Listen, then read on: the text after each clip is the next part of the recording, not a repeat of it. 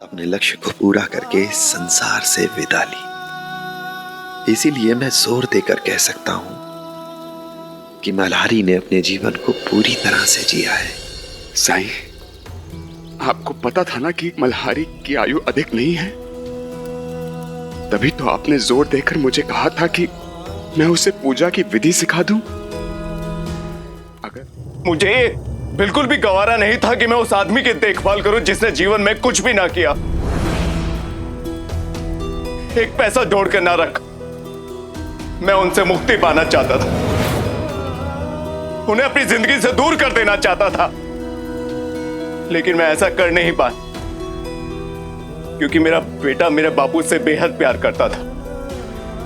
वो उनके बिना रह नहीं पाता था, इसलिए मुझे ईर्ष्या होने लगी। जितना मैंने उन्हें एक दूसरे से दूर करने की कोशिश की, वो दोनों उतना ही करीब आते गए। मुझे महसूस होने लगा कि मेरे बापू मेरे बेटे को मुझसे दूर कर रहे। अपना गुस्सा अपने बापू पर नहीं निकाल पाया तो अपने बेटे पर निकालना शुरू कर दिया, उसे मारना शुरू कर दिया मैंने।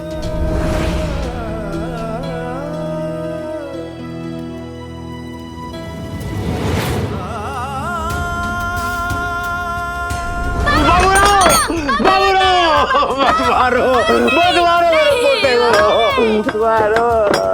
दरवाजा खोलो, खोलो दरवाजा। बाबूराव, मत मारो मेरे पोते को, मत मारो। मत मारो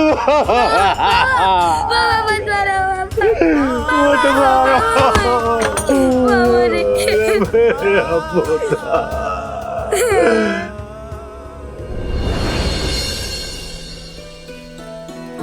जानते हैं हम, आपके बुरे व्यवहार से तंग आकर आपके पिता और पुत्र ने आपके बिना रहने का, आपसे दूर रहने का, आपको छोड़कर चले जाने का फैसला किया।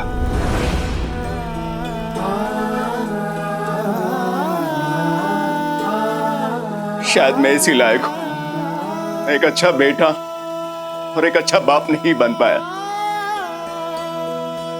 मैं बहुत बुरा हूं साईं, बहुत बुरा। अब मुझे एहसास होने लगा है कि अपने प्रियजनों से अलग होकर कैसा लगता है, कितनी तकलीफ होती है। मैंने बहुत बुरा किया साईं, बहुत बुरा।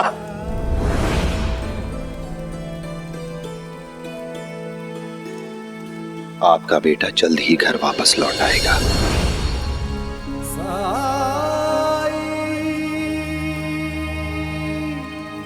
और मेरे बापू नहीं आएंगे।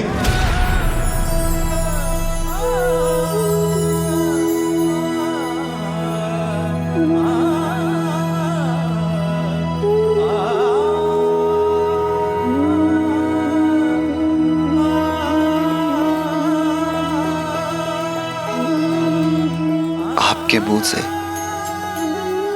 यही सवाल सुनना चाहता था मैं। इससे सिद्ध होता है कि आपको अपने किए पर पछतावा है, अपने किए पर शर्मिंदा हैं आप।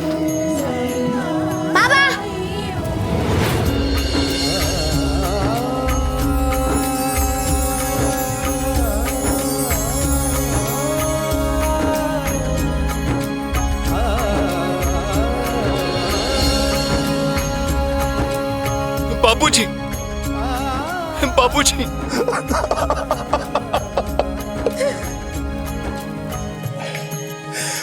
बाबूजी मुझे माफ कर दीजिए। मैंने आपके साथ जो किया उसके लिए मैं बहुत शर्मिंदा हूं।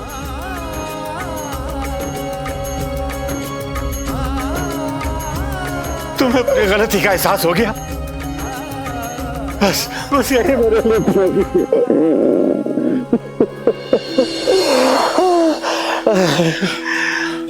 और बाबूजी आप यहां कैसे? लेकिन आपको पता कैसे चला कि मैं राहता में नहीं, यहां शिरडी में हूं? बेटा, मैं सुबोध को लेकर के अपने भाई के घर चला गया था। फिर एक आदमी मेरे पास संदेश लेकर के आया कि तुम लोग शिरडी आए हुए हो। और उसने मुझे यह भी बताया कि सुबोध के ना रहने पर तुम लोग का रो रो करके बुरा हाल है। मुझे अपनी गलती का एहसास हुआ कि कैसे मैं अपने बेटे को उसके बेटे से अलग कर सकता हूं।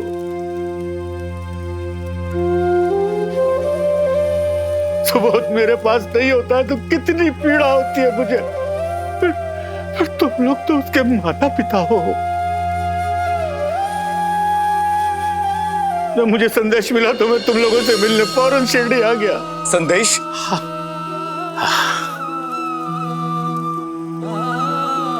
यही वो व्यक्ति हैं जो मेरे पास संदेश लेकर के आए थे। आप? मुझे साई ने ही भेजा था।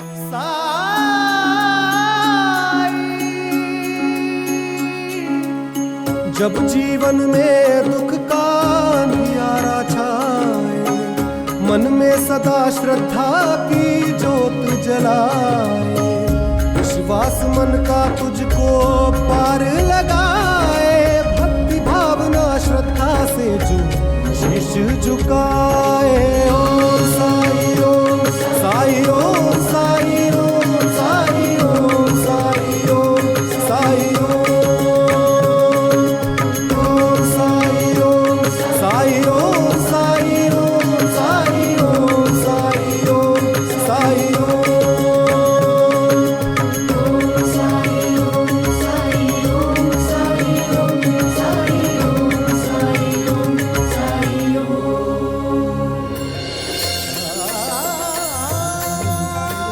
मुझे समझ में आया लोग आप पर इतना भरोसा क्यों करते हैं।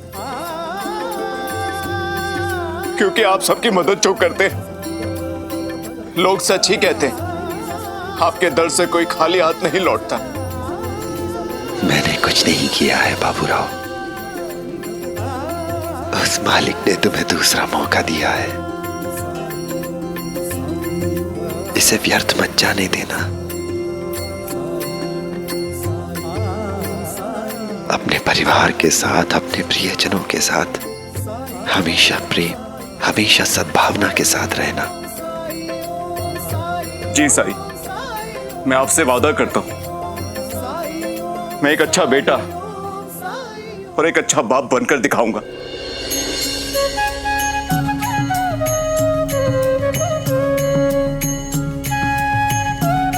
अपू, मैं चाहता हूं कि आपसे आप हमारे साथ रहें। इस तरह आपके पास अपने पोते के साथ समय बिताने के लिए ढेर सारा समय होगा।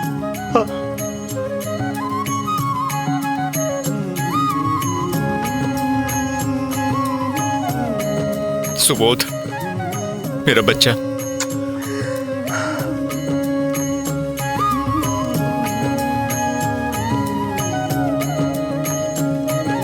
आपका बहुत बहुत शुक्रिया। आपकी कृपा से हमारा परिवार एक हो गया।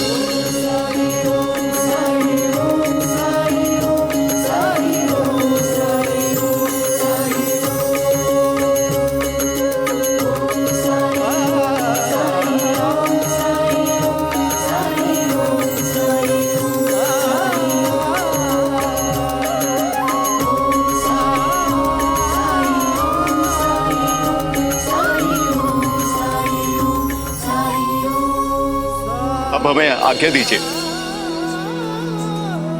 राम जी भला करे।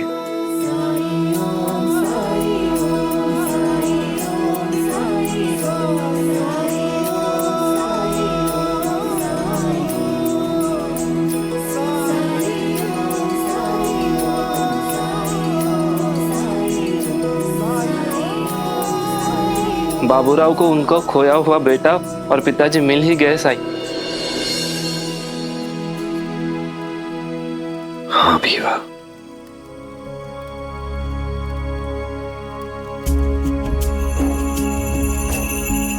लेकिन सब इतने भाग्यशाली नहीं होते।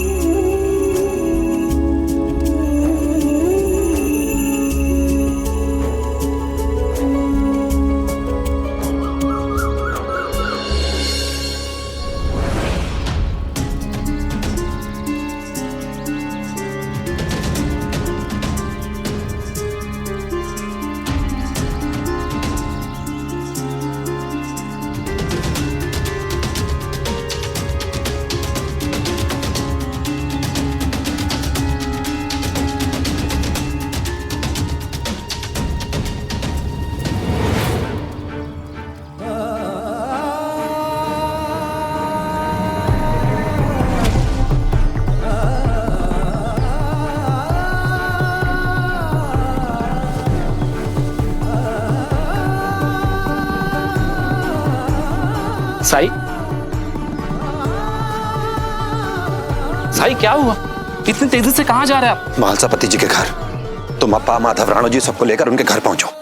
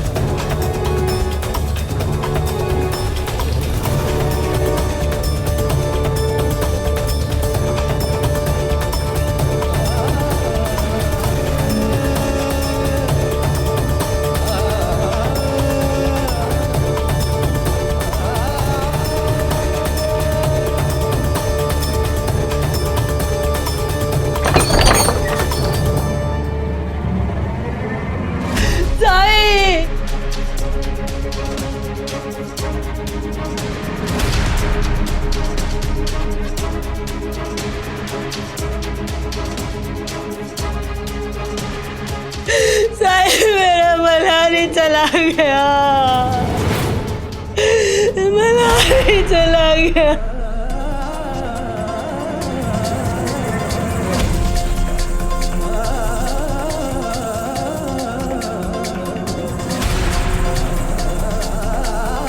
साई, अनर्थ हो गया साई, अनर्थ हो गया। भगवान ने हमारे मल्हारी को हमसे छीन लिया साई। हमारा मल्हारी हमें सदा के लिए छोड़ के चला गया साई।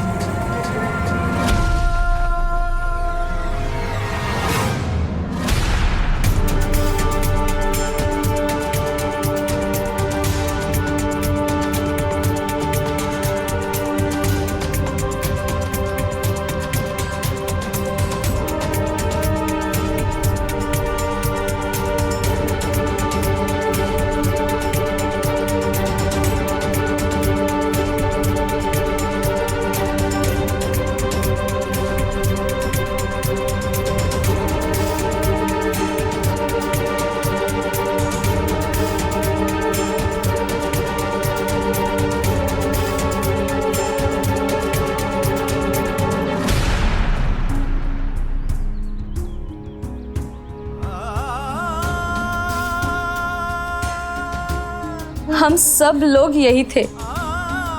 इतनी बड़ी घटना घट गई फिर भी हम में से किसी को भी पता नहीं चला।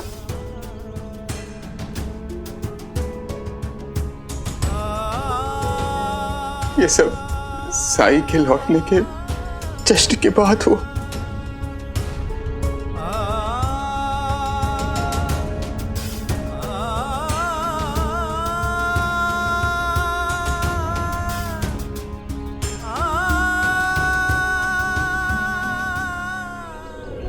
पार्वती, पार्वती, पार्वती, साई लौटा है, मेरी तपस्या सफल हुई।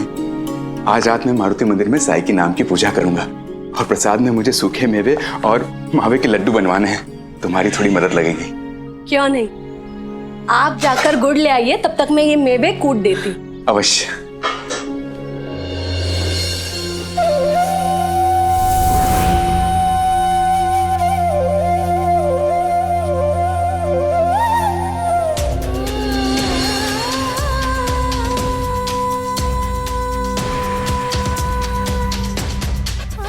फिर हम लोग पूजा करने चले गए, लेकिन मुझसे बहुत बड़ी गलती हो गई, बहुत बड़ी गलती हो गई। प्रसाद बनने के बाद कुछ मेवे बच गए थे, जिन्हें मैं अंदर रखना भूल गई। मल्हारी को प्यास लगी थी तो उसने मुझसे कहा कि वो घर से पानी पीकर आ रहा है।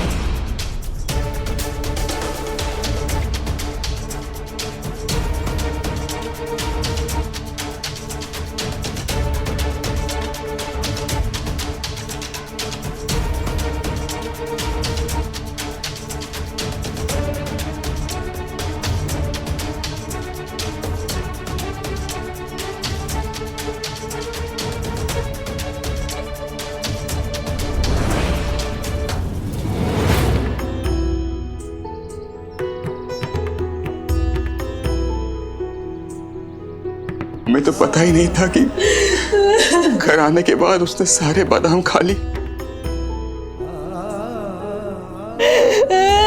अगर हमें पता होता तो हम तुरंत उसे साईं के पास ले आते।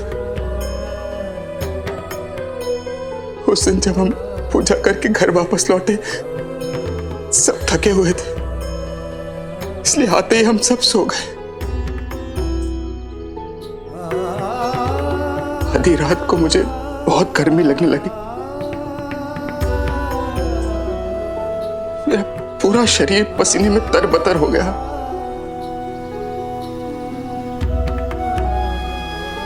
मेरी आंखें खुल गई और मैं खिड़की खोलने के लिए आगे बढ़ा।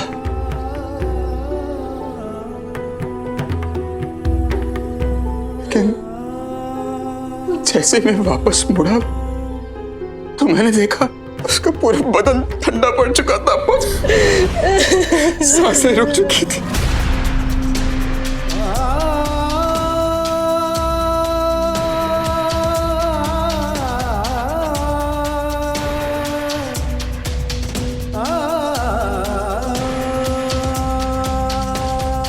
वो नींद में निद्रा को प्राप्त हो गया था।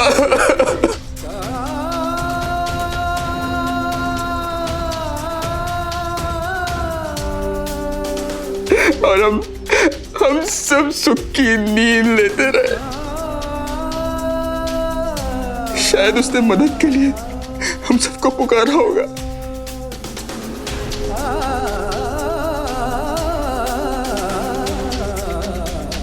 शायद वो तलब कर हमें पुकार रहा होगा, लेकिन हमारी आंखें नहीं खुली।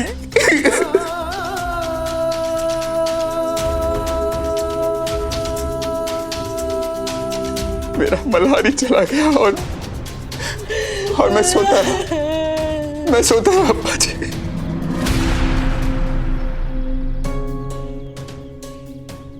पता नहीं मेरा बच्चा कितनी तकलीफ में होगा, कितना तड़पा होगा वो,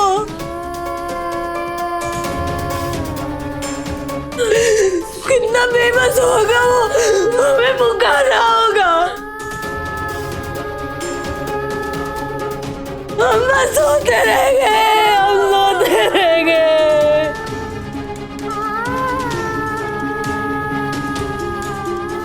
उसकी मदद नहीं कर पाए। आलसापति जी, आपने इतना सब कुछ अकेले क्यों किया?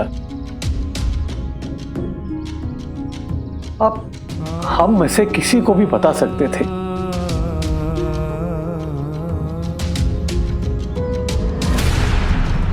क्या हम सब आपका परिवार नहीं है? हम खुद सदमे में थे अप्पा जी, हमें कुछ सूझ ही नहीं रहा था। और वैसे भी मल्हारी तो चला गया था।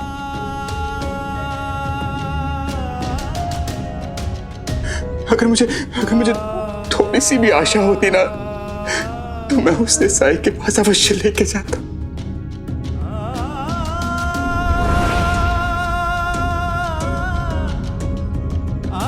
और फिर इसीलिए हमने रात को ही उसका अंतिम संस्कार कर दिया और उसके अस्थि विसर्जन के लिए चले गए।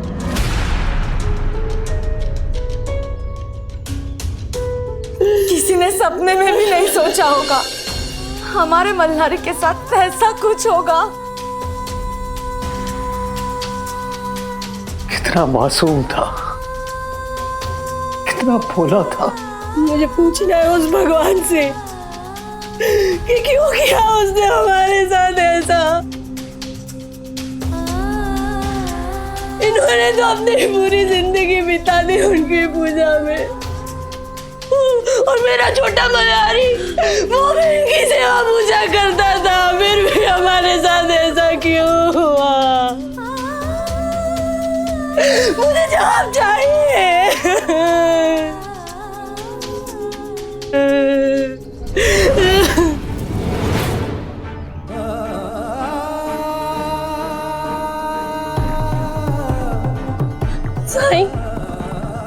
साईं आप तो ज्ञानी हो ना, आपके पास तो हर प्रश्न का उत्तर।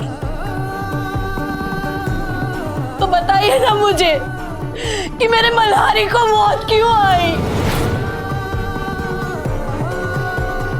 उसकी उम्र ही क्या थी साईं? और वो भी कैसी मौत जहां ना उसे कोई पानी पिलाने वाला था, ना ही कोई उसका हाथ थामने वाला। ऐसा क्यों हुआ साईं मेरे बेटे के साथ? बताइए मुझे, जवाब दीजिए साईं, मुझे बताइए ना, क्यों हुआ मेरे बच्चे के साथ ऐसा? क्या पाप किया था मल्हारी ने साईं जो उसके साथ ऐसा हुआ? बताइए साईं, जवाब दीजिए, जवाब दीजिए साईं। साईं, जवाब दीजिए मेरे सवालों का साईं, जवाब दीजिए।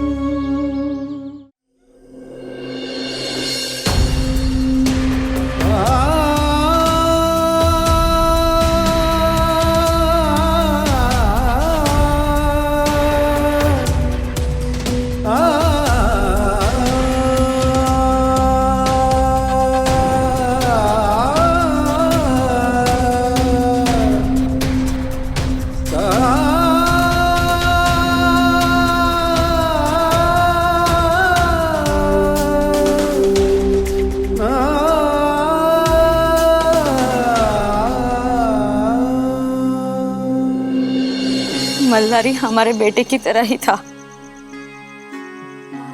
हमें भी उतना ही दुख है जितना कि आपको। वही नहीं, कभी भी कुछ भी जरूरत पड़े तो हमें बेझिझक कहिएगा। दिल का बोझ हल्का करना हो, कुछ बात करनी हो तो हम सब किसी भी वक्त आ जाएंगे। आपको न दिन देखने की जरूरत है न रात, हम सब आपके साथ हैं हर समय।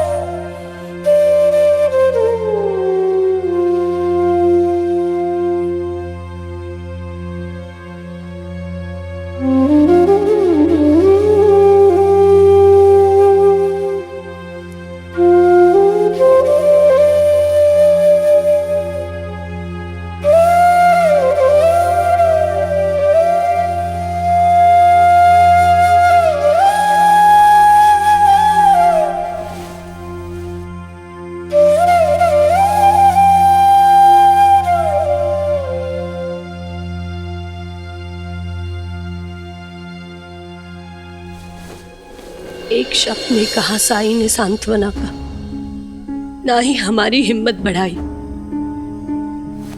मैं जानती हूं कि वो मल्हारी को वापस नहीं ला सकते, लेकिन कुछ बोल तो देते जिससे हमारी हिम्मत बढ़ती। लेकिन मैं पूछती रही और उन्होंने कुछ नहीं कहा।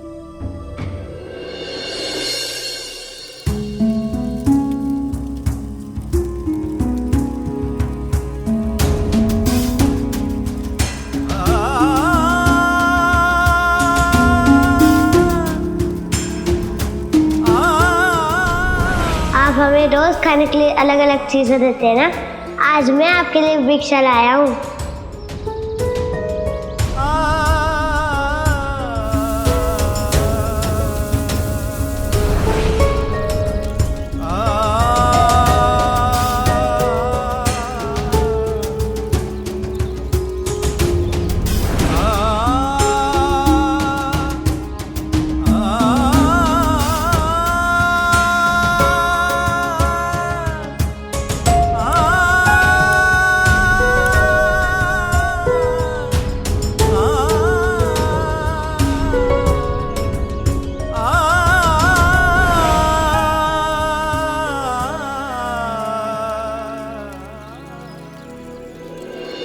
वादा करो कि आज के बाद तुम कभी बादाम नहीं खाओगे।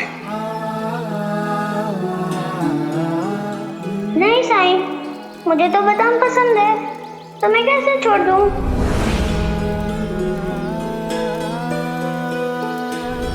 आज से जब तक तुम पूरी तरह स्वस्थ नहीं हो जाते और तुम्हें बादाम खाने की अनुमति नहीं मिल जाती, मैं भी अब बादाम नहीं खाऊंगा।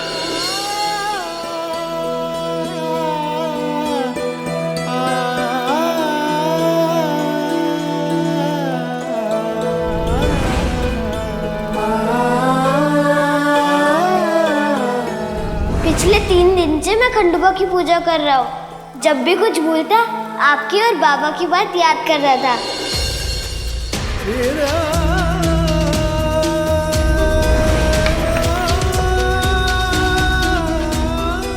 साईं,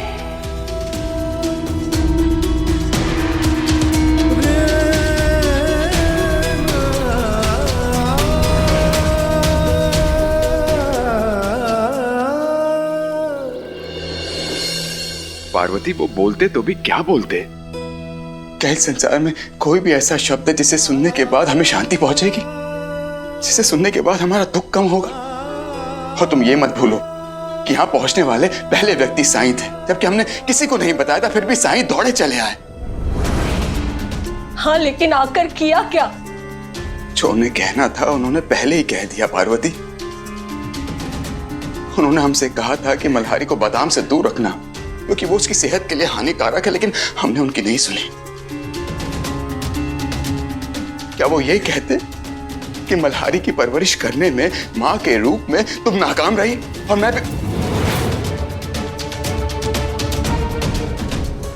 इसका मतलब है मल्हारी के साथ जो भी कुछ हुआ उसका दोष आप मुझे दे रहे हैं? मेरे कारण हुआ है ये सब? मेरा वो मतलब नहीं था पार्वती। तो क्या मतलब था? इतने सालों तक चारों बच्चों को मैंने पाल पोस कर बड़ा किया है। आप तो पूरा दिन खंडोबा की सेवा पूजा में लगे रहते हैं। तुम अपना काम संभाल रही थी और मैं अपना। पार्वती, क्या काम? कैसा काम? खंडोबा की पूजा करने का काम? और क्या मिला उससे आपको? क्या दिया आपके खंडोबा ने आपको? इतने सालों बाद, इतनी मिन्नतों के बाद एक मल्हारी मिला था हमें, उसे भी छीन लिया आपके खंडोबा ने, और आप मुझे दोष दे रहे हो। हाँ, दोष तुम्हारा है। अगर तुम्हें मल्हारी की थोड़ी भी फिक्र होती, तुम बादाम बाहर रख के नहीं भूल जाती। साईं ने तुम्हें बोला था उसे बादाम से दूर रखना। अरे वो तो बच्चा है, उसे लालच तो आना ही था। ये सब तुम्हारी लापरवाही की वजह से हुआ है पार्वती, गलती तुम्हारी है। साईं ने चेतावनी दी थी और तुम भूल गई वो चेतावनी। मैं भूल गई, लेकिन आपको तो याद था। तो क्यों लाए आप सूखे मेवे घर पर? अगर आपको प्रसादी चाहिए था तो आप बाजार से ले आते, और अगर आपको घर के बने लड्डू चाहिए थे तो किसी और के घर पे किसी और के हाथों बनवा लेते।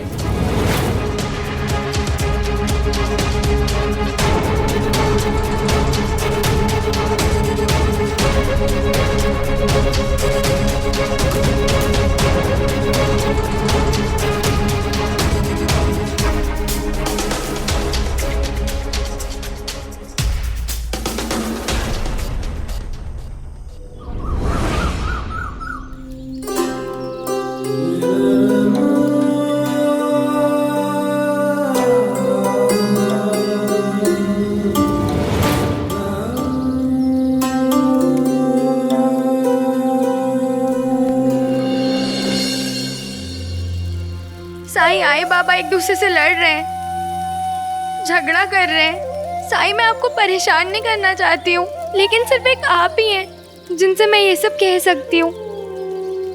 मल्हारी के साथ जो कुछ भी हुआ उसके लिए आई बाबा एक दूसरे को दोषी ठहरा रहे।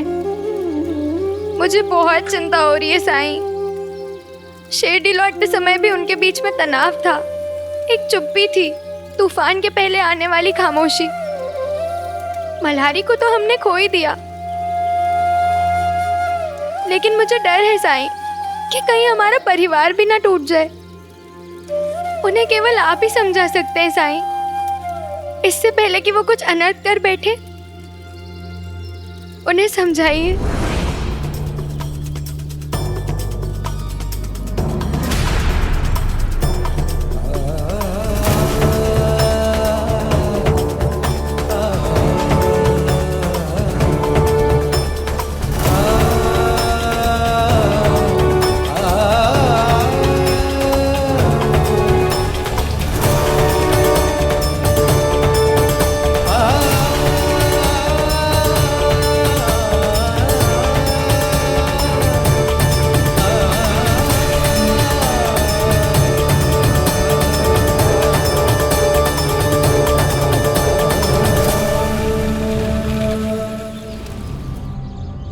कुछ करने के लिए बचा होता तो कुछ करते ना सरकार। मल्हारी तो बीती रात ही चल बसा, इसलिए वो मालसापति ने उसका अंतिम संस्कार करना ही उचित समझा।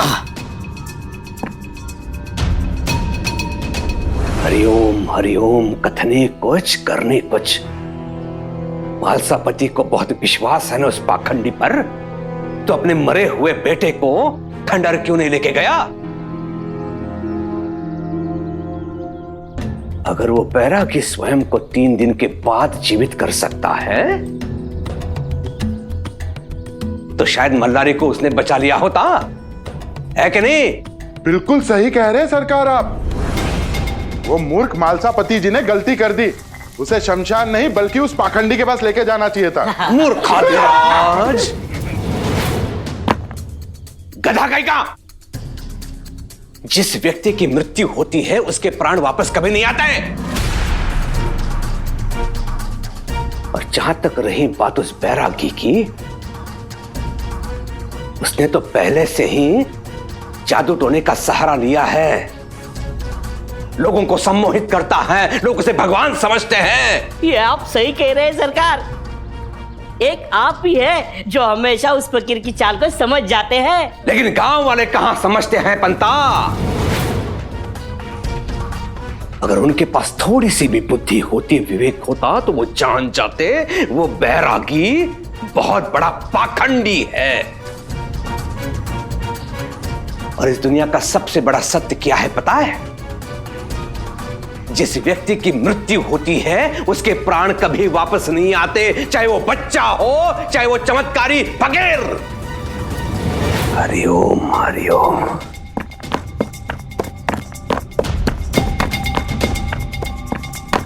क्या मुंह ताक रहे हो? जाओ यहां से।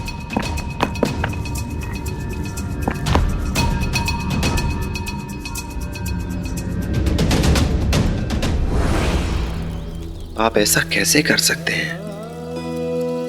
इस घड़ी में आप दोनों को एक दूसरे का साथ देना चाहिए, संभालना चाहिए एक दूसरे को। दोष इन्होंने मुझे दिया है, वो भी मेरे मल्हारी की मृत्यु का दोष।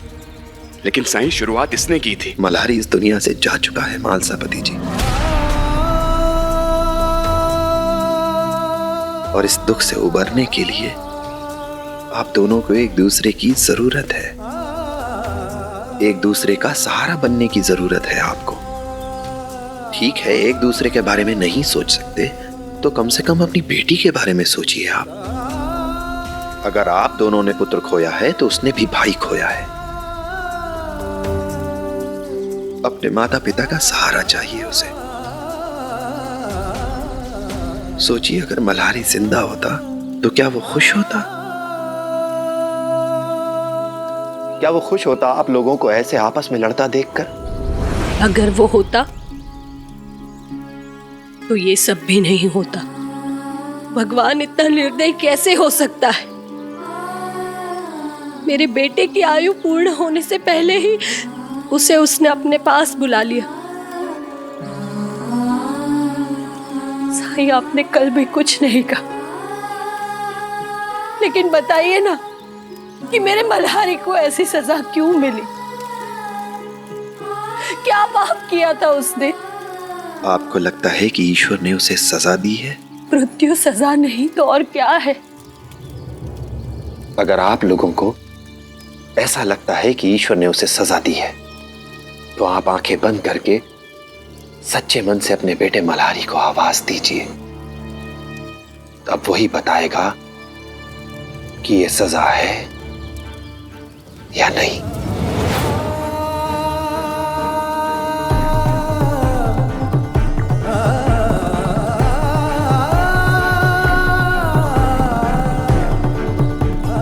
मल्हारी, मल्हारी, मल्हारी,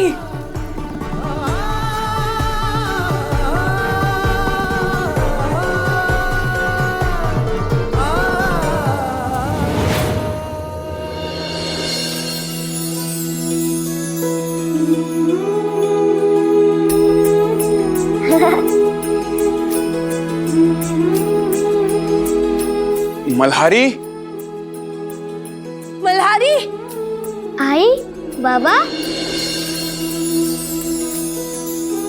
मल्हारी, मल्हारी,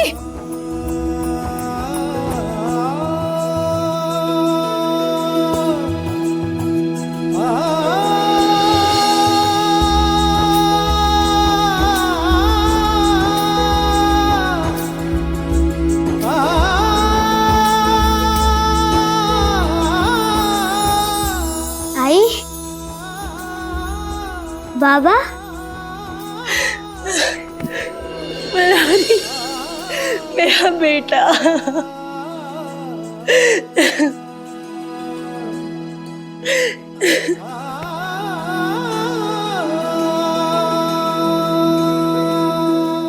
मुझे तो बिल्कुल यकीन ही नहीं हो रहा कि मैं तुझे छू पा रही हूँ।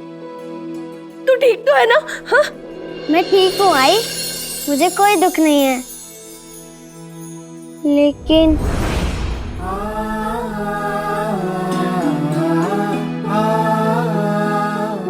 लेकिन क्या बेटा? आप दोनों को आपस में लड़ते हुए देखता हूँ तो मुझे बहुत दुख होता है।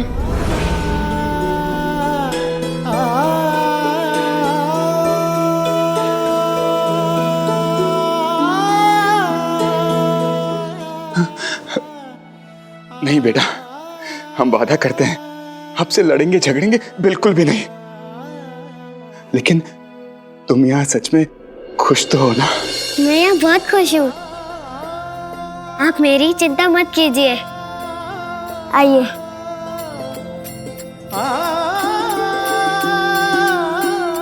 ये देखिए, मैं यहाँ बादाम भी खा सकता हूँ।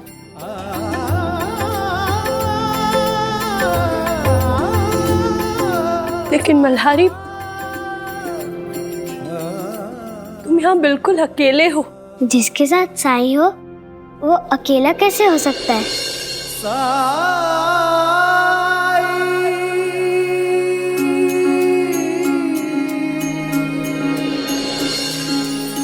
जब जीवन में दुख का अंधियारा छाए, मन में सदा श्रद्धा की जोत जलाए, विश्वास मन का तुझको पार लगाए, भक्ति भावना श्रद्धा से जो शीश झुकाए। ओम साई ओम साई ओम साई ओम साई ओम साई ओम साई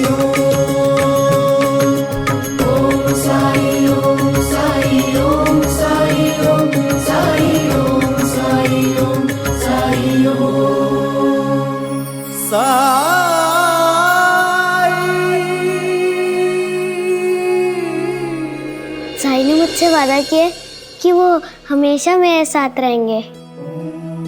और जानते हैं बाबा, मैं आपको यहाँ से कभी भी देख सकता हूँ।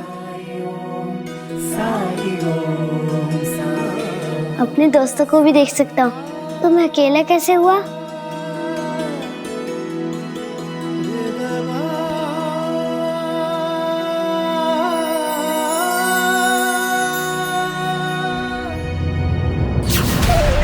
मल्हारी मल्हारी मल्हारी मल्हारी मल्हारी मल्हारी लौटो।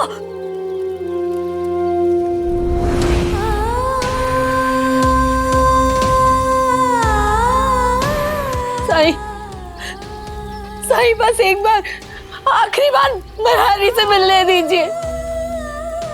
हम कभी लड़ाई नहीं करेंगे साईं, बस एक बार। हाँ साईं। मल्हारी को वहीं रहने दीजिए, स्वर्ग में बहुत खुश है वो वहां। मल्हारी का इस संसार में समय पूरा हो चुका है। लेकिन साईं, उसे अपनी पूरी जिंदगी जीना अभी बाकी था। मल्हारी ने इतने कम समय में वो सब कुछ हासिल कर लिया जिसे प्राप्त करने के लिए लोगों को सालों तक इस संसार में जीवित रहना पड़ता है, इंतजार करना पड़ता है उस मालिक से मिलने के लिए। तरह तरह के दुख, तरह तरह की तकलीफ सहनी पड़ती है, पर मल्हारी ने यह सब कुछ बहुत आसानी से प्राप्त कर लिया।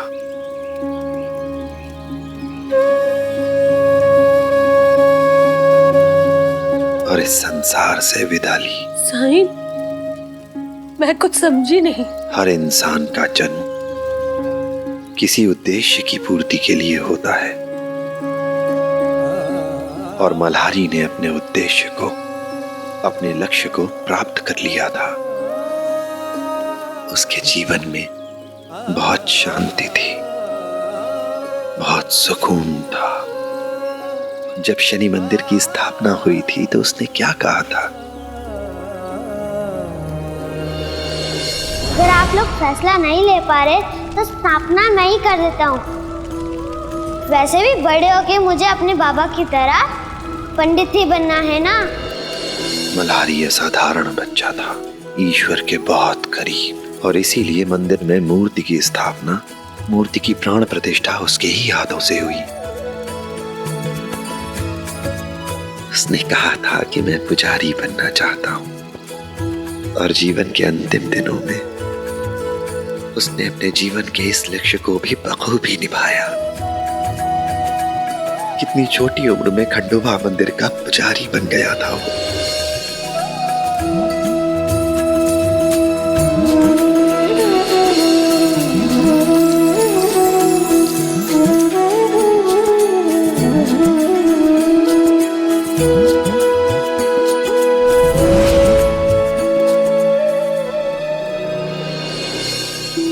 मल्हारी अपने परिवार, अपने दोस्तों से बहुत प्रेम करता था, बहुत लगाव था उसे, और बदले में उसे भी वो प्रेम, वो लगाव मिलता था। अपने जीवन से बहुत सुखी, बहुत खुश था वो, बहुत संतुष्ट था वो। उसने जो भी चाहा उसे प्राप्त किया, और अंतिम समय में अपने लक्ष्य को पूरा करके इस संसार से विदा ली। इसीलिए मैं जोर देकर कह सकता हूं कि मल्हारी ने अपने जीवन को पूरी तरह से जिया है। साईं, आपको पता था ना कि मल्हारी की आयु अधिक नहीं है, तभी तो आपने जोर देकर मुझे कहा था कि मैं उसे पूजा की विधि सिखा दूं। अगर आप मुझे हल्का सा भी इशारा दे देते तो मैं समझ जाता। हम उसके साथ और अधिक समय व्यतीत करते, उसके साथ बिताए हुए हर पल को यादगार बनाने की कोशिश करते। साईं, हम उसे अलविदा तक नहीं कह पाए। साईं, अगर मैं आप लोगों को मल्हारी की आयु के बारे में बता देता तो उसे खुश करने के लिए, खुशियां देने के लिए आप अपने जीवन की रफ्तार को कम कर देते। उसके हर पल को यादगार बनाने के लिए आप हर संभव प्रयास करते और उसे अपना ही जीवन बनावटी लगने लगता। आप जो प्यार उसे देना चाहते थे, उस प्यार में प्रेम कम और सहानुभूति ज्यादा होती। उस प्यार में दर्द होता, खुशियां नहीं होती। खुशियां स्वाभाविक रूप से आती हैं मालसापति जी। बाहर से थोपी हुई खुशियां कभी आनंद नहीं दे सकती। और जिन पलों को आप लोग यादगार बनाना चाहते थे वो आपके जीवन का नासूर बन जाते, आपको हमेशा कष्ट पहुंचाते रहते। माता पिता के दायित्व को आप लोगों ने बखूबी निभाया है, कोई कमी नहीं की है आप लोगों ने, और बस यही पर्याप्त है। लेकिन मल्हारी के जाने का दुख कभी भी कम नहीं होगा साईं। हम उसे कभी भी भूल नहीं पाएंगे। जब मल्हारी वापस आ जाएगा तो आप लोग उसे याद करना छोड़ देंगे। आज से ठीक 1 साल बाद मल्हारी आपके पास वापस आएगा।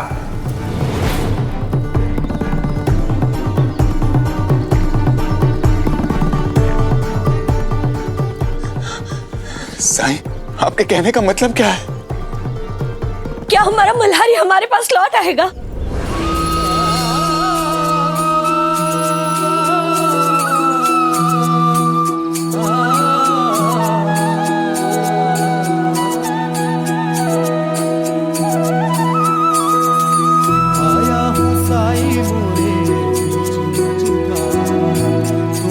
लगा दो साई, थाम ले हाथ में साई मोरे पतवार, मोरे साई मोरे दाता मोरे तारनहार।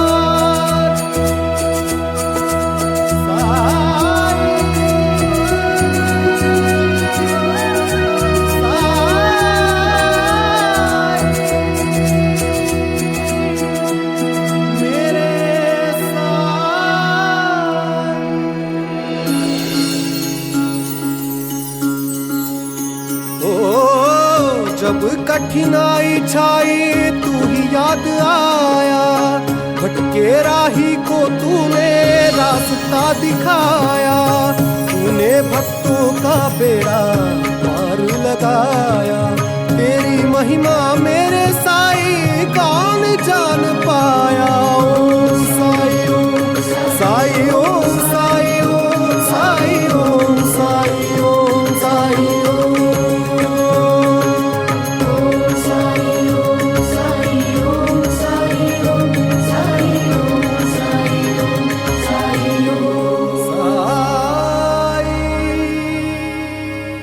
अपने हाथ आगे कीजिए आप दोनों।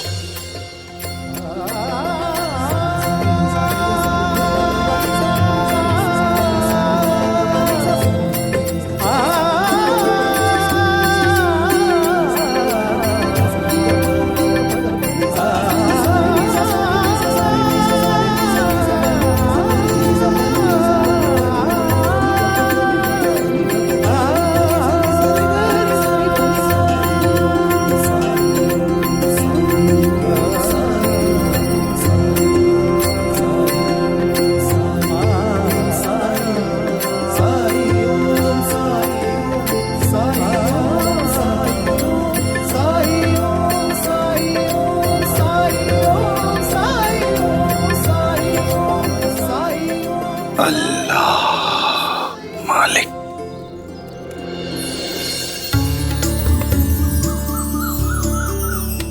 पता नहीं कब काका और काकी नए मेहमान को लेकर बाहर आएंगे। मैं तो बच्चे को देखने के लिए तड़प रही हूँ। सबूरी चक्री, आई बाबा मेरे भाई को लेकर आते ही होंगे। अरे ये पुजारी जी का घर है, सब कुछ तय समय पे और सही मुहूर्त पे होगा। अप्पा जी, जहाँ साई हो तब मुहूर्त देखने की जरूरत नहीं होती, हर समय शुभ हो जाता है।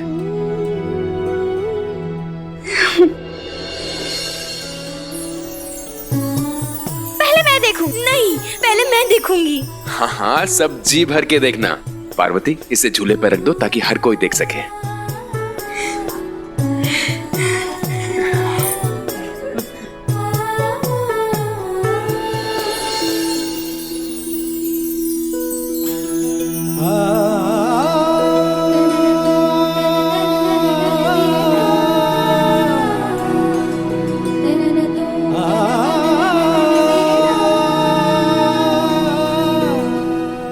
ये तो बिल्कुल मल्हारी लग रहा है।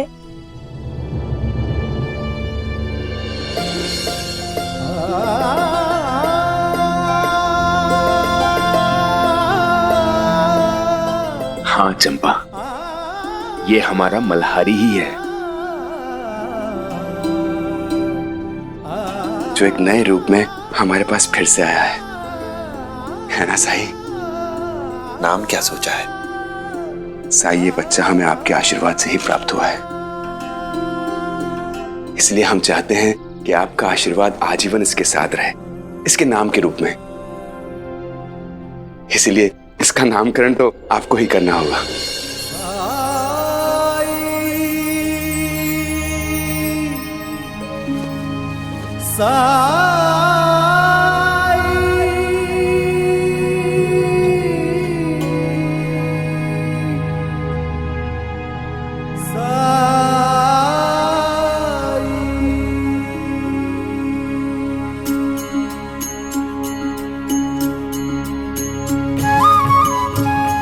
आपने खंडोबा की अथक सेवा की है,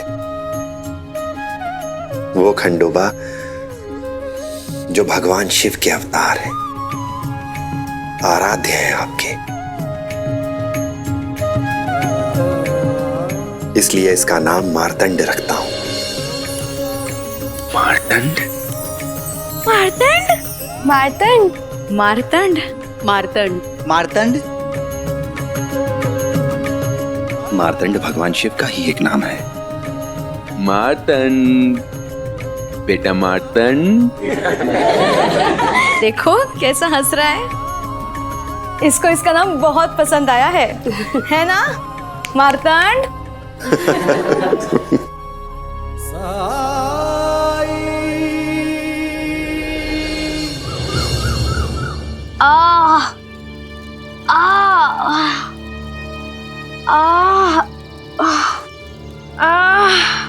ये ठीक तो हो जाएगा ना साईं?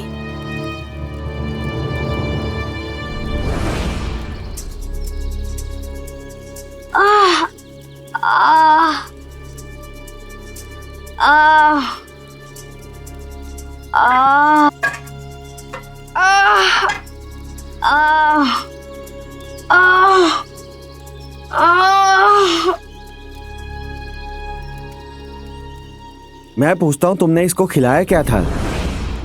दिन भर घर में आराम से रहती हो, बच्चे का इतना भी ध्यान नहीं रख सकती कि क्या खा रहा है? मैंने तो इसे सादा ही खाना खिलाया था, खिचड़ी और दही, और ऐसा कुछ नहीं जिससे नुकसान हो।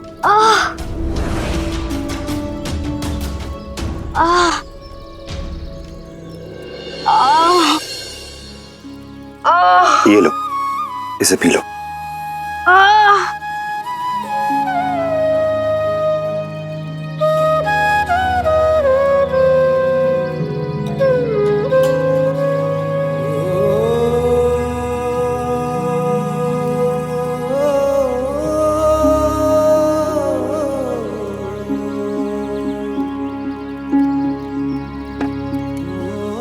ठीक हो जाएगा, आराम करो अब।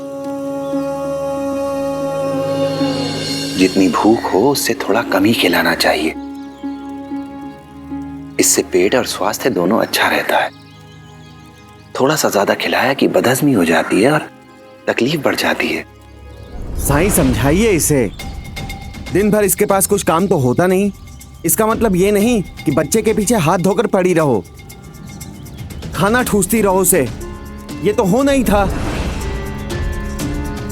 आहो, आप ही ने तो कहा था कि बच्चे के शरीर को कुछ लग नहीं रहा है, और खिलाओ इसे और खिलाओ। मैंने इसलिए परोस दिया। अरे मूर्ख, मेरा मतलब और खिलाने से था कि इसको नाना प्रकार की चीजें खिलाओ, पौष्टिक आहार दो इसे। दिन भर घर में बैठी रहती हो, इस पर थोड़ी सी भी बुद्धि खर्च नहीं कर सकती कि बच्चों को क्या क्या बनाकर खिलाया जा सकता है? कभी बादाम का हलवा, कभी खीर वीर बना के खिला दिया करो। लेकिन आपने तो कहा था मैं... क्या कहा था मैंने? जो मैं कहूँ वो पत्थर की लकीर है क्या कि उसको वैसा ही मानना चाहिए? शादी से पहले भी तो काम करती थी, तब भी तो अपनी अकल इस्तेमाल करती होगी। अब उस अकल पे जंग लग गया। अब ऐसा क्यों बोल रहे हैं? क्यों? सच बोल दिया तो परेशान हो गई? अगर बुरा ना माने तो एक बात पूछूं? हाँ पूछिए साईं। काम क्या करते हो तुम? किराने की एक छोटी सी दुकान है, उसी को चलाता हूँ। और तुम्हारी पत्नी ये क्या करती है? राजयोग का आनंद उठा रही है, दिन भर घर में आराम करती हैं। हाँ, घर में जैसे कोई काम ही नहीं होता। हाँ, घर में तो बहुत काम होता है। घर के 2-4 छोटे मोटे काम क्या कर लेती है, ऐसे जताती है जैसे कोलू चला रही है। तुम क्या जानो काम क्या होता है, थकान क्या होती है। अच्छा, घर में नाश्ता कौन बनाता है सुबह का? यही बनाती है, और कौन बनाएगा। अब इस काम के लिए भी किसी और को रख लूं? तुम नहीं बनाते? मुझे तो दुकान जाना होता है। तब तो ये सुबह तुमसे पहले उठती भी होगी। हाँ, सूरज निकलने से पहले उठना पड़ता है। तुम कब उठते हो? थका मांदा रात को घर पहुंचता हूँ। जब तक सूरज की रोशनी आंख पर ना लगे नींद कहाँ खुलती है। वैसे अगर तुम्हारी पत्नी चाहे तो वो भी देर से उठ ही सकती है। हाँ, क्यों नहीं उठ सकती? उठना चाहे तो उठ सकती है, लेकिन नाश्ता बनाने में इतनी देर लगाती है। इतनी देर में तो मेरी बात सुबह का नाश्ता, दोपहर का खाना, कपड़े धोना, घर की पूरी सफाई कर दिया करती थी। बच्चों को विद्यालय कौन पहुंचाता है? यही जाती है। विद्यालय से वापस आकर फिर क्या करती है ये? आराम से सहेलियों के साथ गप्पे मारती है, बाजार से भाजी बाजी लाती है, फिर बनाती है दोपहर का खाना। खाना खाने घर आते हो तुम? खाना खाने घर कैसे आ सकता हूँ, दुकान छोड़कर। यही लेकर आती है, फिर वहां से बच्चों को पाठशाला से लेकर घर। तो फिर घर जाके आराम करती होगी। आराम तो कोई तब करे जब काम करे। ये जितने भी काम मैंने आपको गिनाए हैं, इसमें ऐसी कौन सी थकान हो जाती है इसे जो आराम करे?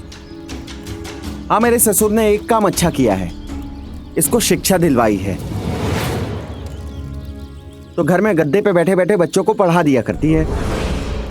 तुम दुकान से घर आकर क्या करते हो? स्नान करता हूँ, उसके बाद खाना खाकर भगवान का नाम लेकर सो जाता हूँ। और तुम्हारी पत्नी ये कब सोती है? पहले बर्तन धोती है, फिर बच्चों को सुलाती है, फिर वो भी सो जाती है।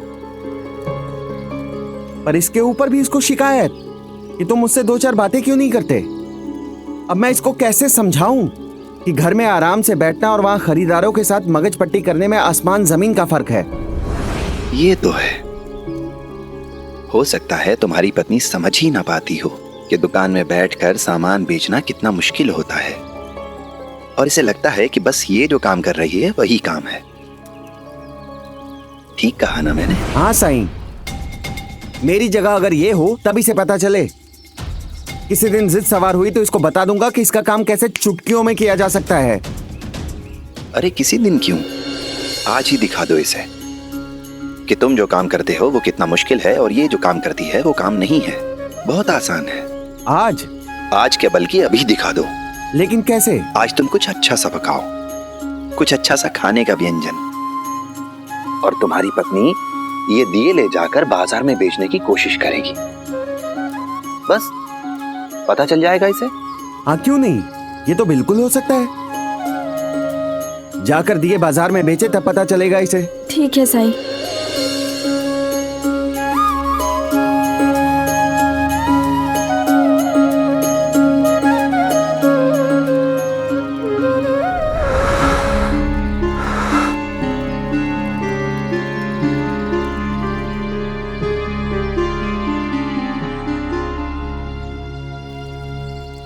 हे भगवान, ये तो गंदा है।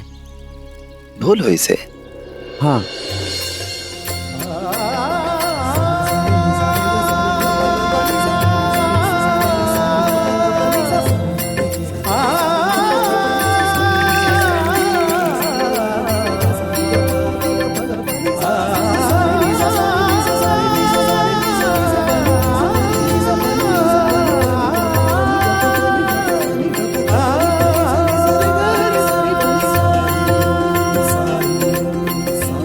ये दूध तो फट गया। हे भगवान, तुमने बर्तन ठीक तरीके से नहीं धोया होगा, इसीलिए दूध फट गया है। कोई बात नहीं, फिर से कर लो।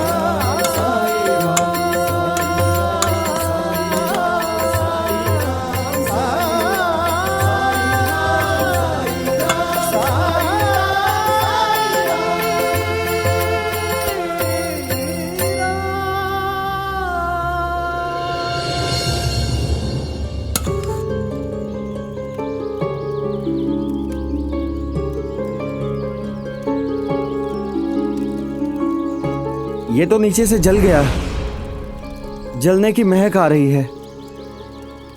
साईं मुझसे तो नहीं बन रहा है, पता नहीं कैसे बनाते हैं। साईं, सारे दिए बिक गए, ये कुछ पैसे मिले हैं। सारे दिए बेच दिए? हाँ, बड़े आराम से। देखा तुमने, तुम थोड़ी देर खीर चलाने में ही थक गए और तुम्हारी पत्नी सारे दिए बेचकर वापस भी आ गई। अब बताओ कौन ज्यादा काम करता है, तुम या तुम्हारी पत्नी? लेकिन साईं, मैं जो नहीं, जिस काम से पैसे पैदा होते हो केवल वही काम है, ये सोच गलत है। हर वो काम होता है जिसमें मेहनत हो, जिससे हमारे आसपास की दुनिया में कुछ सुधार आए। घर को संभालना, उसकी देखभाल करना, सही तरीके से घर को चलाना, ये कोई आसान काम नहीं है, बहुत मुश्किल है। अच्छा तुम खुद ही सोचो, अभी तुमने अपनी पत्नी के जितने काम गिनाए, अगर तुम्हारी पत्नी वो सारे काम करना बंद कर दे तो क्या तुम वो सारे काम अकेले कर पाओगे? बोलो, क्या होगा तुम्हारे घर का, तुम्हारे परिवार का? वो इतने अच्छे से तुम्हारे घर को चलाती है, इसीलिए तुम्हारे लिए भी मुमकिन होता है बिना किसी चिंता के अपनी दुकान पर बैठ पाना। तुम्हें अच्छा खाना मिलता है, बच्चों की देखभाल हो जाती है। तुम्हें तो शुक्रगुजार होना चाहिए अपनी पत्नी का। वो बराबर की साझेदार है तुम्हारी उन्नति में, तुम्हारे व्यवसाय में। मैं समझ गया साईं। घर संभालना सिर्फ पत्नी की ही नहीं, पति की भी जिम्मेदारी होती है। जब दोनों में तालमेल हो, एक दूसरे के सहयोग के लिए इज्जत हो, तभी घर और दाम्पत्य दोनों सुखी रह सकते हैं। विवाह से पहले तुम्हारी पत्नी मटके बनाती थी ना? जी साईं। वो चाहती तो विवाह के बाद भी मटके बनाती, उन्हें बेचती, लेकिन उसने बलिदान दिया तुम्हारे घर के लिए, तुम्हारे परिवार के लिए। उसके इस बलिदान की इज्जत करो। अगर तुम थोड़ी सी कोशिश करो तो अपने परिवार के लिए, घर के कामों के लिए थोड़ा समय निकाल सकते हो। उससे तुम्हारी पत्नी को थोड़ा समय आराम के लिए मिल जाएगा और हो सकता है वो एक बार फिर से तुम्हारे व्यवसाय में हाथ बटाने के लिए कुछ सोच सके। पति और पत्नी दोनों की ही संतुष्टि सुखी घर, सुखी दाम्पत्य के लिए आवश्यक है। मुझे माफ कर दीजिए साईं। मुझसे माफी क्यों मांग रहे हो? माफी मांगनी है तो अपनी पत्नी से मांगो।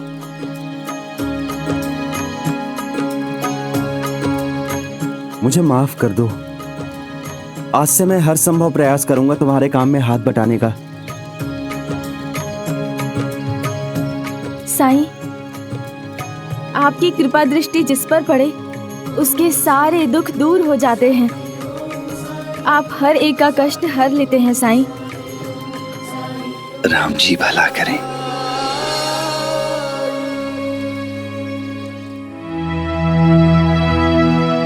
पांच एकम पांच, 5 एकम 5, 5 दूनी 10, 5 दूनी 10,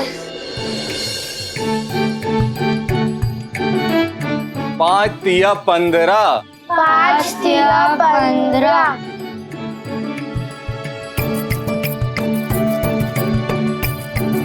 5 चौके 20, 5 चौको 20। मुझे पता है आज मेरे विद्यार्थियों का पढ़ाई में मन बिल्कुल नहीं लग रहा है, क्योंकि आज से दीपावली की छुट्टियां जो शुरू हो रही हैं। हाँ अध्यापक जी, हमें जाने दीजिए ना, और 5 का पाठ हम आपको छुट्टियों के बाद सुना देंगे। हम वादा करते हैं। क्यों दोस्तों? हाँ अध्यापक जी। ठीक है, तो आज का पाठ यहीं समाप्त करते हैं। अब बच्चों पर वादे के मुताबिक दीपावली की छुट्टियों में सब लोग पढ़ाई करेंगे। सारा समय खेल में बर्बाद मत करना, ठीक है? दीपावली की अग्रिम शुभकामनाएं। आपको भी अध्यापक जी। जाओ।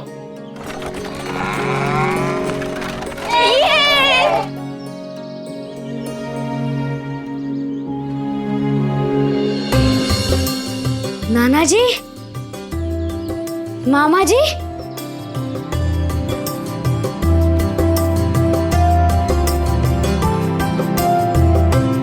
भामा, अरे जल्दी बाहर आओ, देखो कौन आया है। खुश रहो। बाबा, चिरंजीवी बाबा। बाबा,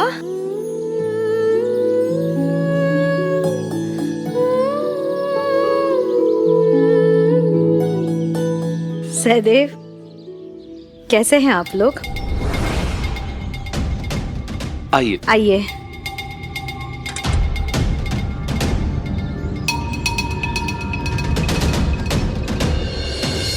ना चिट्ठी ना संदेश, ऐसे अचानक से। सब ठीक तो है ना? नहीं भामा, कुछ भी ठीक नहीं है। इसीलिए मैं यहाँ आया हूँ साईं से मिलने। क्या हुआ बाबा? आपकी तबीयत तो ठीक है ना? मुझे कुछ नहीं हुआ है, तुम्हारे भाई को हुआ।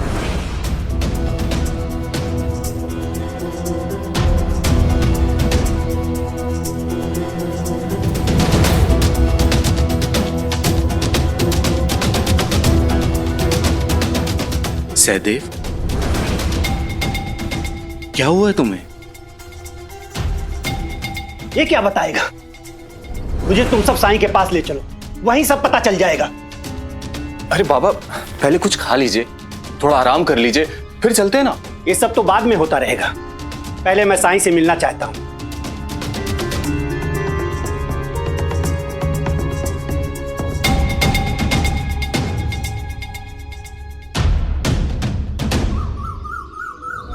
मैं तो हार गया हूं इसे समझा के। इसे मेरी कोई बात समझ में आती ही नहीं। साईं, मैं ठहरा एक पुजारी आदमी, ज्यादा आमदनी नहीं है, फिर भी भगवान की दया से खाने पीने की किसी चीज की कोई कमी नहीं रही। हाँ, जब भामा पैदा हुई तो मुझे इस बात की चिंता रहती थी कि बिना बेटे के हमारा बुढ़ापा कैसे कटेगा। कुछ सालों के बाद ये पैदा हुआ तो चिंता जाती रही, लेकिन जब ये बड़ा हुआ तो खुद से ज्यादा इसकी चिंता रहती है, क्योंकि ये बिल्कुल नाकारा है, कुछ करता ही नहीं, सारा दिन घर में बैठा रहता है, न किसी से बात करता है, न किसी की परवाह इसे, बस इसी झोले में खोया रहता है। बाबा, सहदेव अभी छोटा है। पूत के पांव पालने में ही दिख जाते हैं। अरे मैं तो इसके लक्षण देख के कह रहा हूं, इस जिंदगी में कुछ भी नहीं करने वाला। जैसे वो राजा की कहानी थी ना, उसकी जान तोते में बसती थी, वैसे ही इसकी जान इस झोले में बसती है।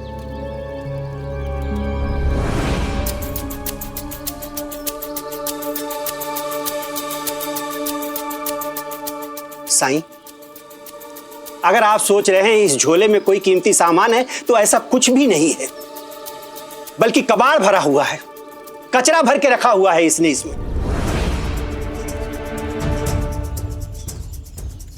ऐसे क्या देख रहा है मुझे? मैं कुछ गलत कह रहा हूं? दिखाओ इन्हें कि तुम अपना कीमती समय किन कचरों में बर्बाद करते हो। ऐसे नहीं दिखाएगा बाबा, बाबा, बाबा, ऐसे नहीं बाबा, दिखाएगा। मेरी बात तो सुनिए।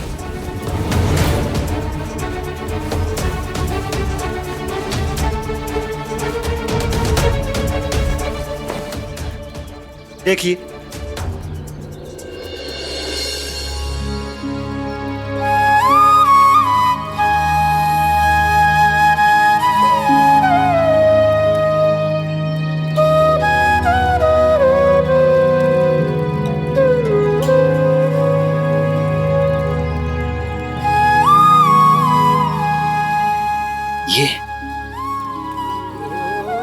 ये तो बहुत सुंदर है। इसका मतलब ये हुआ कि ये कलाकार है, रचनाकार है ये। आपके लिए सुंदर होगा पर ये किसी काम का नहीं है। अरे इससे इसका पेट पलेगा, कल को इसकी शादी होगी, बच्चे होंगे, क्या खिलाएगा अपने बीवी बच्चों को? ये कागज के टुकड़े। मैं भी कितना मूर्ख हूं, कितनी दूर की सोचने लगा हूं। इस नकारे से कौन शादी करेगा? इस निठल्ले को कौन सौंपेगा अपनी बेटी?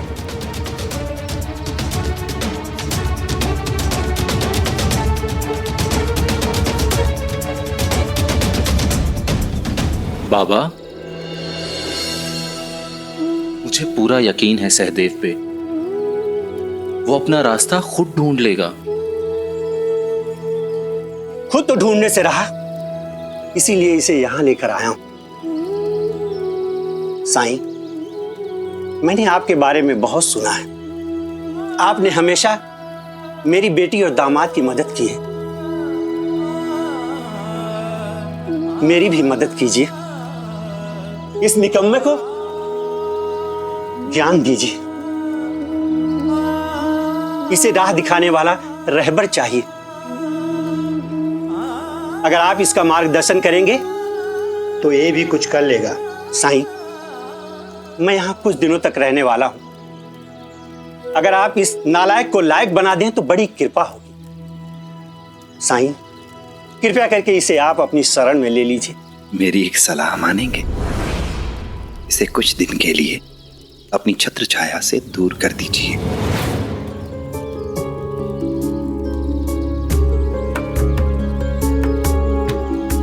अगर आप चाहते हैं कि आपका बेटा खुद कुछ बने, अपने दम पर कुछ नाम कमाए, तो उसे कुछ दिन के लिए अपने से दूर कर दीजिए।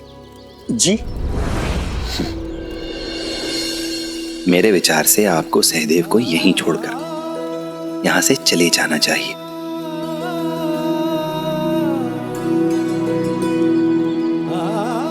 ताकि अकेले में उसे यह सोचने का मौका मिले कि उसे क्या बनना है, क्या करना है उसे। और वैसे भी हम सब तो यहाँ पर हैं ही। हाँ बाबा, आप साई की बात मान लीजिए। देखिएगा, जिस काम से आप यहाँ आए हैं वो निश्चित पूरा होगा। ठीक है साईं, जैसा आप ठीक समझे। सहदेव, तुम जब चाहे द्वारका माई आ सकते हो। साईं, जब चाहो नहीं, इसे आदेश देकर बुलाइए, वरना ये ढीठ आएगा नहीं। जब इसे मेरे पास आने की जरूरत महसूस होगी तो जरूर आएगा। सबकी सीखने की गति अलग अलग होती है, किसी की कम, किसी की ज्यादा। जैसे बचपन में हर बच्चा जल्दी बोलना नहीं सीख पाता, लेकिन अगर कोई सीखने में देर लगाए तो इसका मतलब ये तो नहीं कि वो कभी बोलेगा ही नहीं।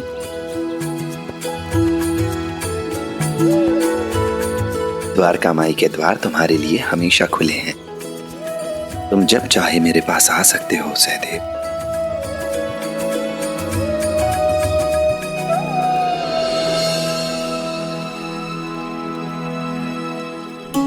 ये लो बेटी, दीपावली के लिए लाया था, तुम सब के लिए।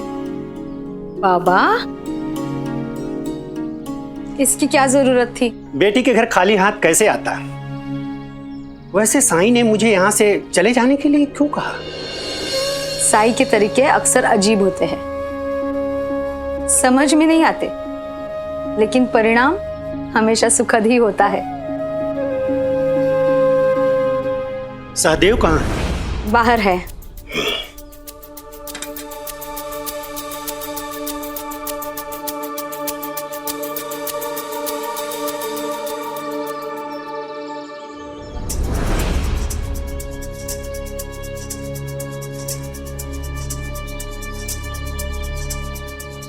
छोटा भाई समझकर या मेहमान समझकर इसे सर पर मत चढ़ा लेना। इससे घर के सारे काम करवाना। जब तक पूरा काम न करे खाना मत देना। इसे परिश्रम का महत्व समझ में आना चाहिए। पैसे की अहमियत समझेगा तो ही जीवन में आदमी बनेगा। मेहनत करने की आदत पड़ेगी, वरना कब तक मुफ्त की रोटियां तोड़ता रहेगा। अब साई को जिम्मा सौंपा है ना इसका, साई पे छोड़ दीजिए, वो सब ठीक कर देंगे। बेटी, मुझे साईं पे संदेह नहीं है, संदेह तो इसकी मोटी बुद्धि पर है। अब तो इसकी चमड़ी भी मोटी हो गई है। कुछ भी कह दो, इसे फर्क ही नहीं पड़ता।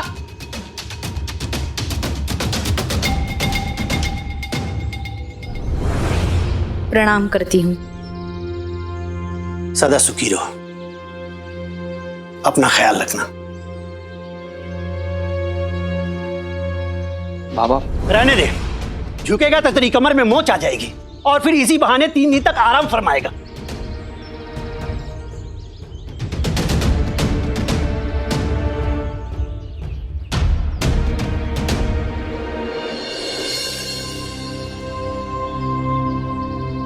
बाबा की बातों का बुरा मत मानना सहदेव,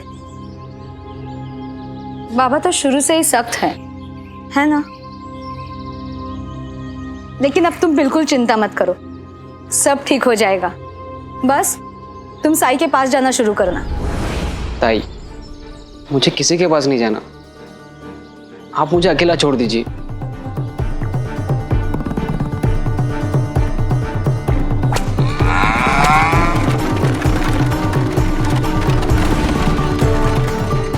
ऐसा क्या करूं जिससे ये साईं के पास जाने के लिए तैयार हो जाए? वही नहीं, ये लीजिए, अध्यापक जी ने कंबल मंगाया था। शुक्रिया। कैसे चल रही दिवाली की तैयारी? अच्छी चल रही है, और तुम्हारी? ठीक।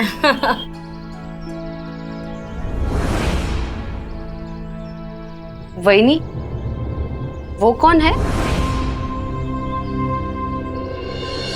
ये मेरा भाई है सहदेव, दिवाली के लिए आया है मेरे पास। अच्छा, सहदेव कैसे हो और कैसी लग रही हमारी शिरडी? वही, ये इतने गुमसुम क्यों है? बहुत दूर से आया है ना सफर करके, थक गया होगा। सहदेव, देखो कौन आया है तुमसे मिलने।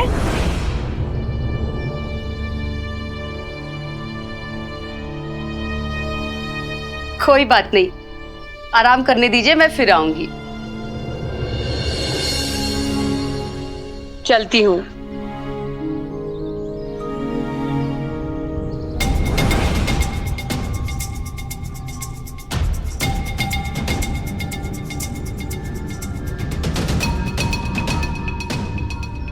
सहदेव,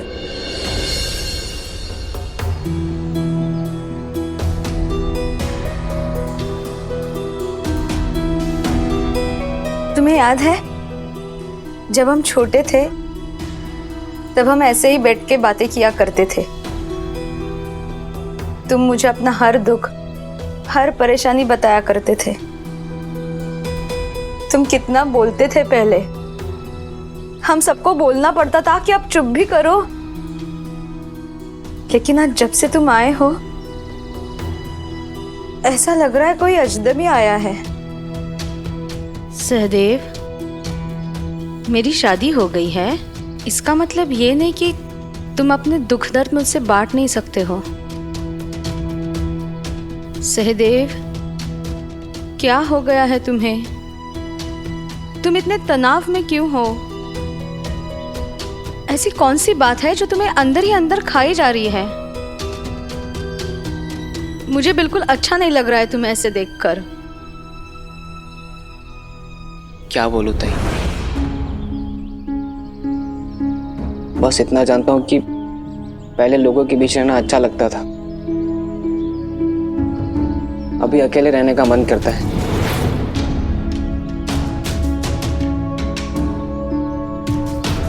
ठीक है, बस साई से मिलने जाते रहना,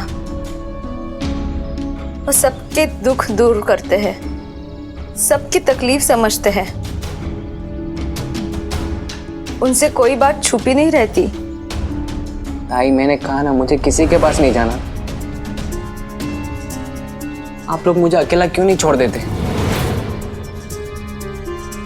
मैंने कहा ना, मुझे अकेले रहना अच्छा लगता है।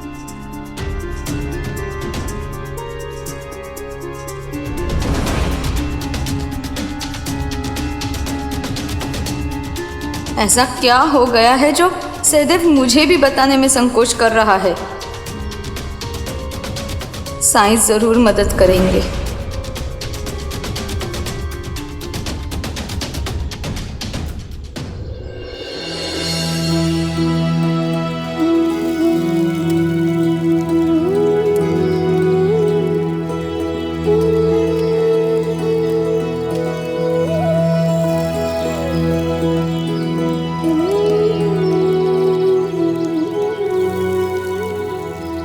अगर किसी आलू को बुखार हो तो तब आप उसे क्या कहोगे? बताओ बताओ।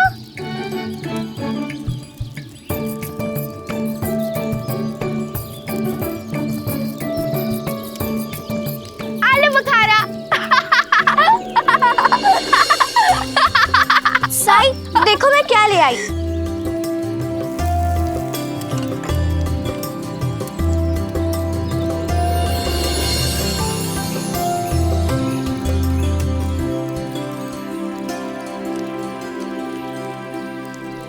इन दियों की रंगाई मैंने खुद की है। दीपावली आने वाली है तो दियों को बाजार ले जाकर बेचूंगी मैं। अरे वाह, दिए तो बहुत ही सुंदर है। सच में लक्ष्मी, दिए बहुत सुंदर है। जिपरी दीदी देखना, हाथों हाथ बिक जाएंगे सारे दिए। तुम्हारे मुंह में घी शक्कर। सच में बहुत मेहनत की है मैंने। दीपावली पर हर साल दिए बेचकर अच्छे पैसे आ जाते हैं मेरे पास। और तुम लोगों को पता है, जब हम छोटे थे तब से दिवाली पर द्वारका माई को सजाते आए हैं। तो क्यों ना इस साल हम बच्चे द्वारका माई को सजाएं? मैं रंगोली बनाऊंगी और मैं पूरे द्वारका माई को दियों से सजाऊंगा। और हम द्वारका माई में कंदील लगाएंगे। और हाँ जिपरी दीदी, हम आपसे ही दिए खरीदेंगे। हाँ हाँ क्यों नहीं। द्वारका माई को सजाने के लिए तो मैंने दिए बनाना सीखा था। याद है तुम्हें साईं? और कैसे तुमने पानी से दिए जलाए थे?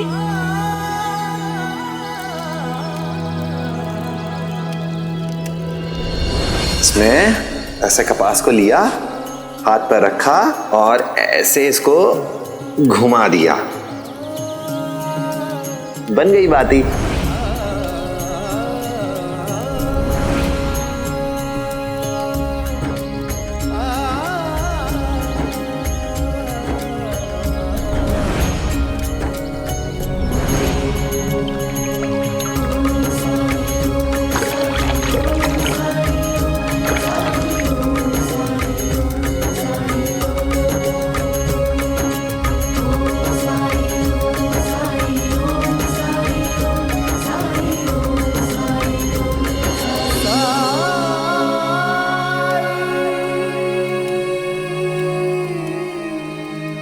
साईं,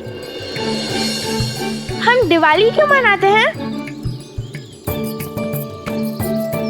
मुझे थोड़ा पता है कि राम जी को कुछ था, लेकिन पूरी बात नहीं मालूम है मुझे। आओ मेरे साथ।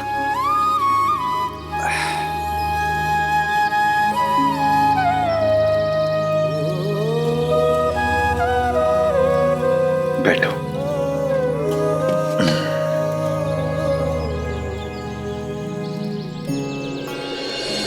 तो हुआ ऐसा कि 14 बरस के वनवास के बाद, रावण का वध करने के बाद भगवान राम अपनी राजधानी अयोध्या लौटे। उनके अयोध्या लौटने की खुशी में नगरवासियों ने पूरे अयोध्या को दियों से सजा दिया। उसी दिन से इस दिन को दीपों के पर्व के रूप में, मतलब दिवाली के रूप में मनाते हैं। इस दिन लोग घर की साफ सफाई करते हैं, घर के हर कोने को दिए से रोशन कर देते हैं। इस दिन लक्ष्मी पूजन किया जाता है और अपने आस पड़ोस के रहने वाले लोग अपने रिश्तेदार दोस्तों के साथ खुशियां मनाते हैं। साई, रावण बहुत बुरा था ना? रावण बहुत शक्तिशाली था, बहुत ज्ञानी था वो, लेकिन अपनी शक्ति का, अपने ज्ञान का उसे बहुत अहंकार हो गया था। अहंकार वो अंधकार है जिसमें इंसान सही और गलत में फर्क नहीं कर पाता। उसे वही सही लगता है जो उसके मन का हो। अच्छाई और बुराई, सही और गलत कुछ दिखाई नहीं देता उसे। और जानते हो, बुराई का ये रावण हम सबके अंदर होता है।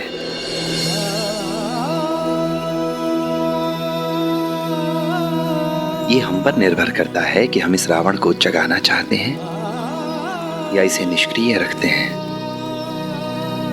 और जानते हो, हमारे अंदर ये रावण तभी जागता है जब हम अपने अहंकार से लड़ना बंद कर देते हैं, अपने दोष, अपनी बुरी आदतों से लड़ना बंद कर देते हैं, दूसरे को नीचा दिखाने की प्रवृत्ति, दूसरे पर हावी हो जाने की प्रवृत्ति को, उस भावना को काबू में नहीं कर पाते। तभी जागता है ये रावण। साई, मुझे तो अपने अंदर के रावण को नहीं जगाना। मुझे क्या करना होगा? अपने अंदर के रावण को नहीं जगाना है तो अपने अंदर के राम को पुकारो।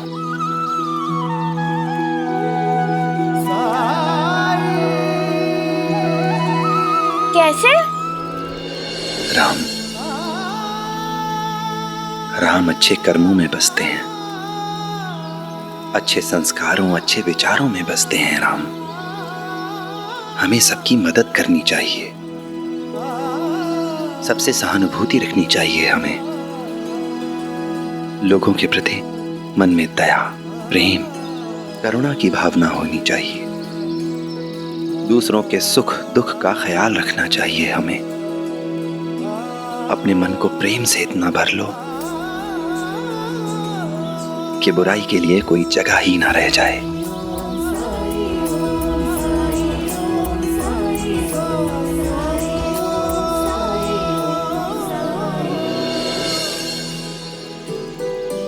अरे, बातों बातों में मैं भूल ही गई। मुझे बाजार जाना है दिए बेचने। साई, मैं तुमसे दिए बेचकर मिलती हूँ। साई, क्या हम भी जिप्पी दीदी के साथ जा सकते हैं? जाओ, जरूर जाओ।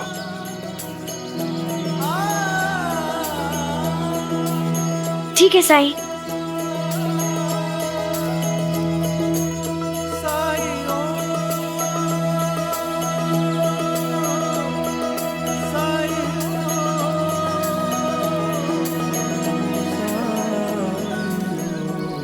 राम जी भला करे।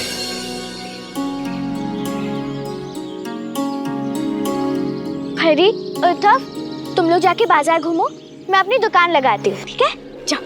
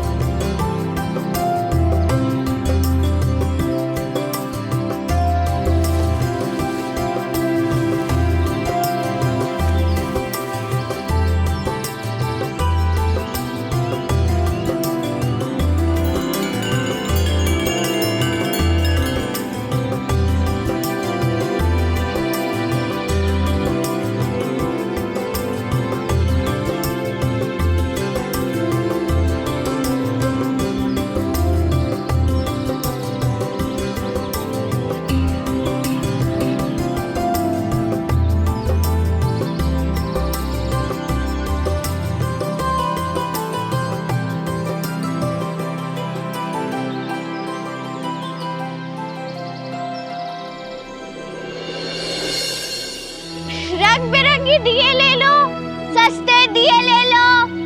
दिए ले लो, दिवाली के लिए दिए ले लो, दिए ले लो। सालों से शिरडी में मेरे सिवा और कोई दिए नहीं बेचता।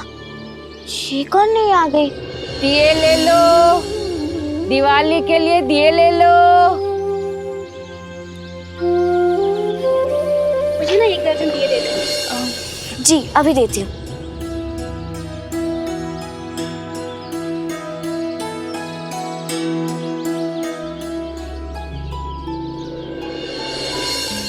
दिए ले लो। ये तो कितने खराब दिए है, इन्हें कौन लेगा?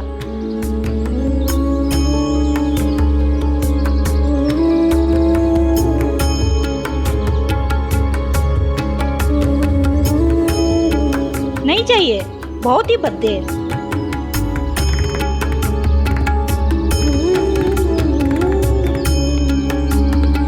दिए ले लो, दिवाली के लिए दिए ले लो, मिट्टी के दिए ले लो, सस्ते दिए ले लो, मिट्टी के दिए ले लो।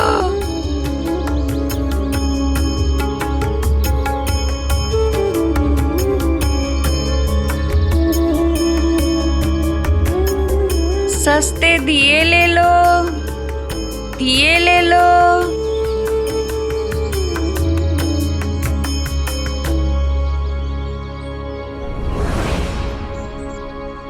मिट्टी के दिए ले लो, दिए ले लो, सस्ते दिए ले लो।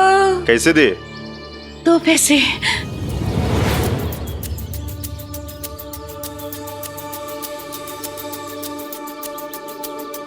दो पैसा?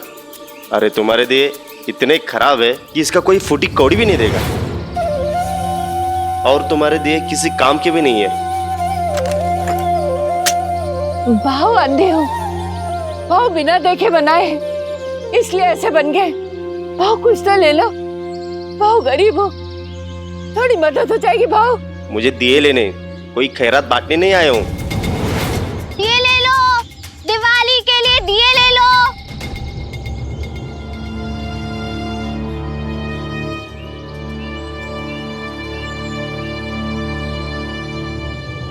दिए ले लो, सस्ते दिए ले लो, मिट्टी के दिए ले लो।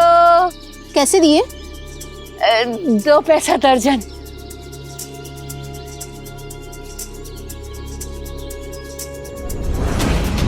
ये तो बेढंगे हैं, सारे के सारे दिए टेढ़े मेढ़े हैं। ऐसे भद्दे दिए कौन लगाएगा अपने घर में? लक्ष्मी जी को नाराज करना है क्या? ताई अंधी हो, अगर देख के बनाती ना तो बहुत अच्छे दिए बनाती। ताई मुचलाचार पर तरस खाओ ताई। ताई कुछ तो ले लो। ताई कितने दूं ताई? ताई मैं आपके लिए भाव कम कर देती। ताई बोलो ना, बोलो ना ताई कितने दूं? ताई ताई अब जो भाव बोलेंगी मैं उस भाव में दूंगी। ताई ताई बोलो ना कितने दूं? अरे गोविंदा, ये हमें बाजार में ही मिल गया। 3 दर्जन दिए देना। काकी मेरे पास तो सिर्फ 20-25 दिए बचे हैं।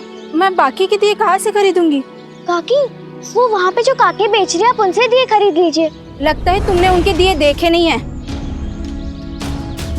एक भी दिया सही नहीं है।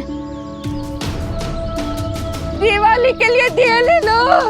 एक तो वो अंधी है, दूसरा उनके दिए सादे और टेढ़े मेढ़े हैं, इसलिए कोई भी उनसे दिए नहीं खरीद रहा है। तुम जितने हैं सारे दे दो।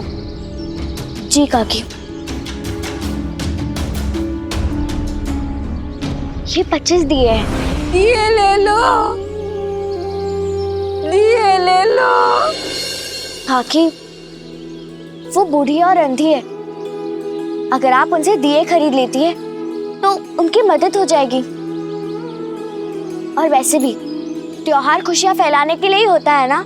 मुझे दिए खरीदने, सलाह नहीं। ये लो अपने पैसे। और तुम्हें इतनी ही परवाह है ना उस औरत की, तो तुम ही ले लो उससे वो सारे दिए। कहती है त्योहार खुशियां फैलाने के लिए होता है। चलो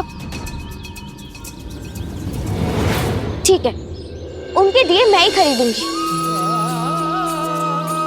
साईं कहते हैं ईमानदारी से, मेहनत से कमाकर जीवन जीने की कोशिश करने वाले हर किसी को हमेशा प्रोत्साहित करना चाहिए हमें।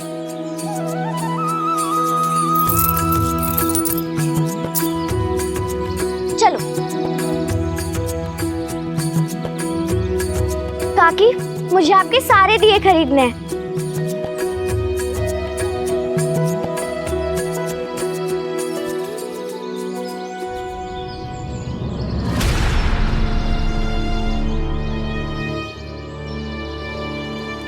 साई, छिपरी दीदी का उस समय चेहरा देखते हैं जब ये उस बूढ़ी औरत को पैसे देने के बाद दिए उठाकर रख रही थी।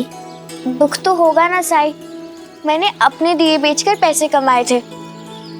सोचा 2-4 दिए खराब होंगे तो क्या हुआ, मैं बाकी दियों को इस्तेमाल कर लूंगी। वैसे भी मैं किसी की मदद कर रही थी और मदद करते समय अपना फायदा या नुकसान नहीं देखते। लेकिन मुझे क्या पता था कि सारे के सारे दिए खराब निकलेंगे। इन्हें फेंकने में ही समझदारी है। साई, तुम कहते हो ना, नेकी कर दरिया में डाल। बस अब इन्हें दरिया में डालना ही बाकी है। जानती है लक्ष्मी, तेरे ऐसा करने से क्या सिद्ध होता है? इससे सिद्ध होता है कि तू बहुत नेक दिल है, बहुत रहम दिल है। तू औरत बूढ़ी थी, अंधी थी, फिर भी तूने उसकी मदद की बिना ये सोचे कि उसकी मदद करने से तुझे फायदा होगा या नुकसान। बहुत अच्छा काम किया है तुमने। जब भी कोई कष्ट में हो, मुसीबत में हो, तो उस समय उसकी मदद करनी चाहिए बिना उसकी वर्तमान परिस्थिति का आकलन किए। पता नहीं क्या मजबूरी रही होगी उस बूढ़ी माई की, जो अंधी होने के बाद भी, इतनी उम्र दराज हो जाने के बाद भी उसे ये दिए बनाने पड़े और इन्हें बेचने के लिए बाजार आना पड़ा। तूने आज उसका दिन सार्थक कर दिया। तेरी वजह से आज वो पेट भर खाना खा पाएगी।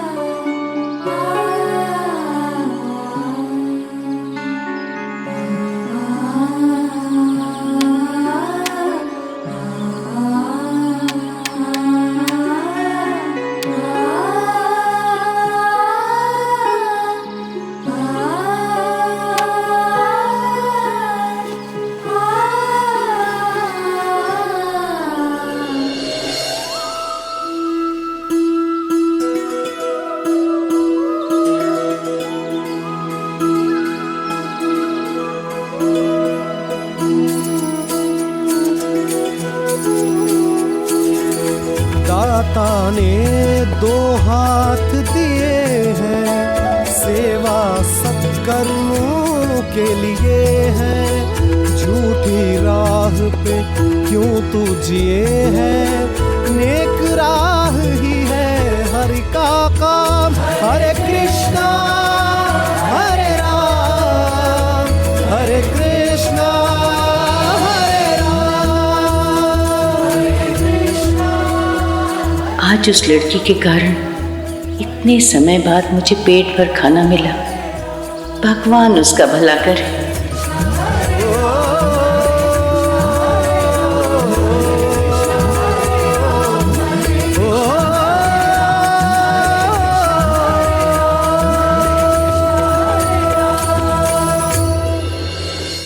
ऐसे और भी मज़ेदार वीडियो के लिए हमारे चैनल को लाइक, शेयर और सब्सक्राइब करें।